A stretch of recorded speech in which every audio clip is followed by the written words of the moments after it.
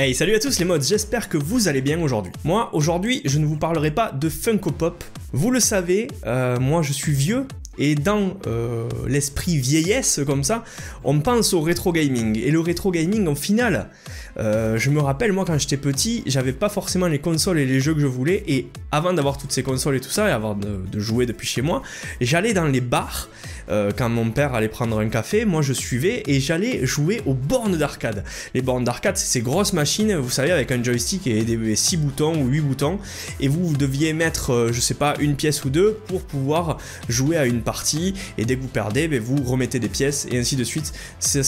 L'argent sert de sauvegarde en fait, tout simplement. Si vous n'avez pas d'argent, c'est fini, vous recommencez depuis le début. Bref, cette période était très cool, mais au final, je rêvais au final d'avoir un joystick, un stick, voilà, une borne peut-être. J'ai pas une borne, mais par contre aujourd'hui je vais vous présenter mon stick arcade que j'ai pu personnalisé, je l'ai customisé comme je le voulais, j'ai tout fait moi-même. Il faut savoir que j'ai acheté des pièces de côté, j'ai acheté des boutons de couleurs différentes, j'ai acheté la boule que vous vissez pour le joystick, j'ai fait le visuel sous Photoshop, j'ai mis le visuel, découpé, prédécoupé, j'ai repeint à la bombe certaines parties du stick. Beaucoup d'entre vous qui me suivez sur les réseaux sociaux, Instagram, Twitter ou Facebook, vous avez forcément dû voir les stories ou les photos. Et bien aujourd'hui, je vous le montre en vidéo parce que je vais vous montrer d'où je suis parti et où je suis arrivé.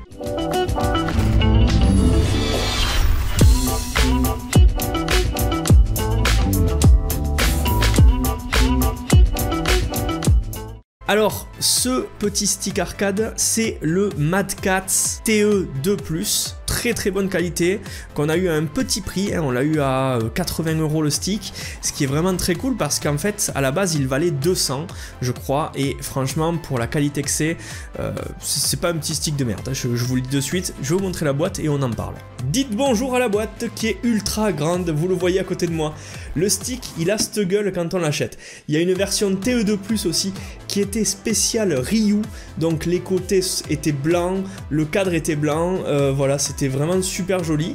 Nous on a la version normale, mais au final une fois customisé vous allez voir ça en jette. C'est un stick PS3, PS4 et PC, donc ça c'est plutôt pas mal, ça peut servir pour pas mal de jeux dont le rétro sur PC. Sur le côté vous avez le logo de Mad Catz, bien évidemment, n'oublie pas la griffe.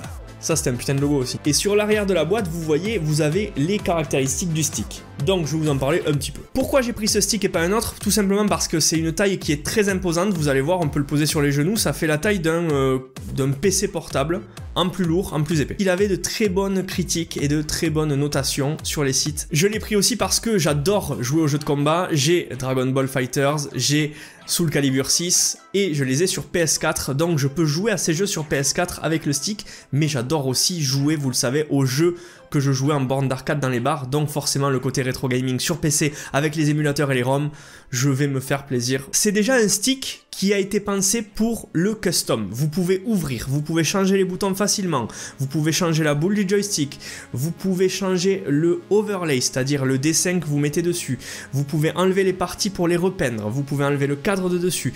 Franchement, tout a été fait pour pouvoir le customiser au mieux. Il y a un outil qui est directement dedans, que vous pouvez stocker à l'intérieur du stick, vous pouvez changer tout ce que vous voulez, c'est vraiment très bien pensé. Vous avez le pad tactile de la manette PS4, vous le voyez avec la griffe du logo de Mad Catz, et ça c'est plutôt sympa d'y avoir pensé. Vous avez bien évidemment tous les boutons de croix à R2, vous avez le joystick multidirectionnel évidemment.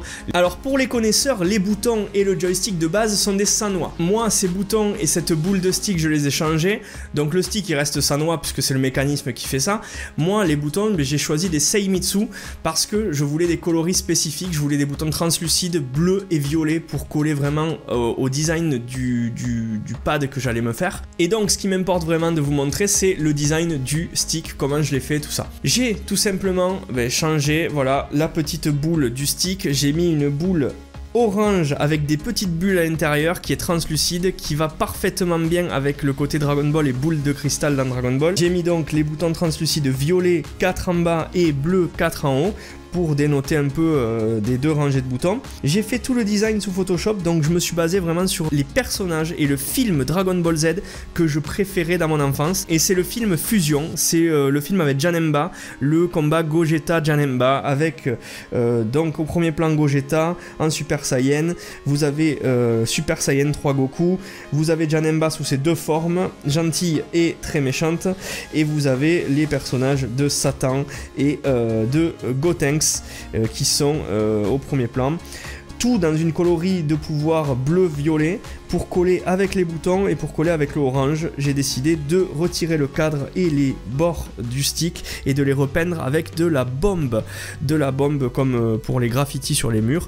Voilà, j'ai passé plusieurs coups, j'ai laissé sécher et maintenant on en arrive à ce petit résultat qui est plutôt pas mal. Cette vidéo les gars, elle est finie, j'espère que vous avez vu un peu le stick sous tous les angles. Si ça vous a plu, n'hésitez pas à la liker, commenter, partager, ça fera ultra plaisir, vous le savez comme d'habitude. À vous les jeux rétro gaming, à vous les jeux de combat, et puis moi je vais aller m'entraîner parce que c'est quand même très différent de jouer avec un stick arcade plutôt qu'une manette. Il faut s'y habituer et pour ça il faut de l'entraînement. Je vous dis à la prochaine, c'était Jérém, bonne soirée, portez-vous bien, allez à plus.